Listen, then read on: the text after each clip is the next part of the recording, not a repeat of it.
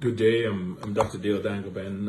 I'm a trauma surgeon by training. I originally came from the Caribbean island of Dominica, and Dominica is, let's be honest, is under a full-fledged dictatorship under Roosevelt's carrot, and the healthcare system is in shambles, and nurses are leaving.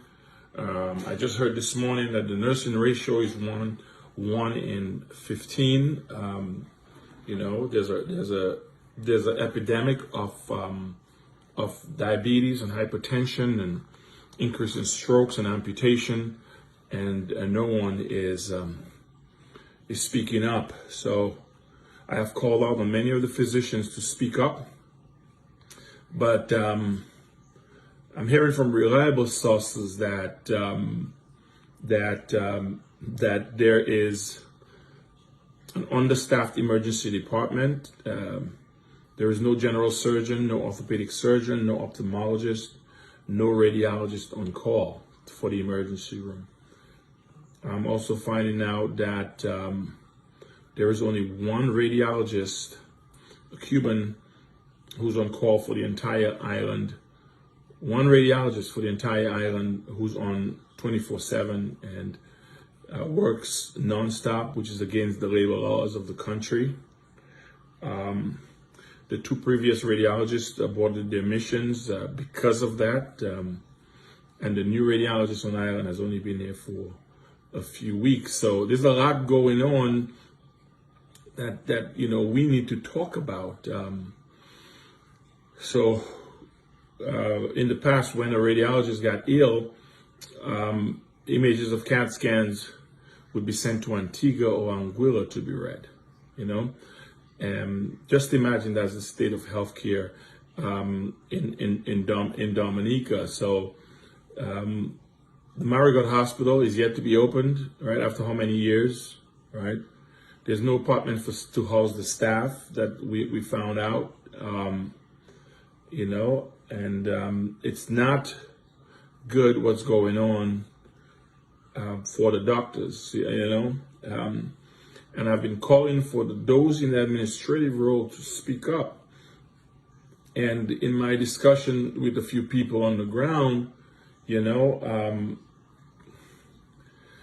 administration does not care. They're willing to sacrifice doctors and nurses, and these doctors and nurses really being burnt out, and they have nowhere to turn.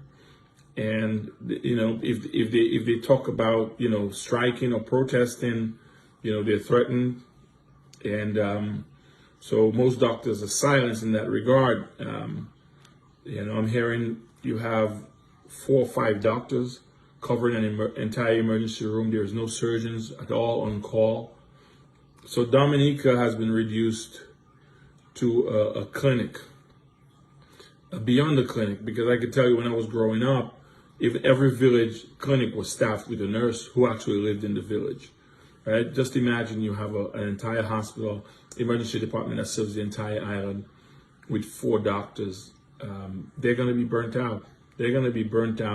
And this is not good. The administrators I heard they live in large. They make good money. And what I want to say here is this, that, and this is not me being braggadocious, this is sad, that a physician in Dominica makes in 1 year what we maybe make up here in 2 weeks. And I know it's apples and oranges in terms of the system, but that's unfair. That's unfair that doctors are making between $40,000 and $80,000 a year, right? So the question that I have is for Reitan, the likes of Reitan, and with the DPSU. I don't care about Laville, whatever his name is, and McIntyre. They've sold their souls for a few dollars more, right? They compromised themselves. But Mr. Reitan, what are you going to do about the healthcare situation and the workers, the nurses that are leaving by the droves, and the doctors that are burning out? You're going to have doctors that are between 30 and 35 years old and burnt out and will not be worth anything to themselves and their family. This is wrong on so many levels. I have more to say because I'm getting more information about this, and we will talk some more.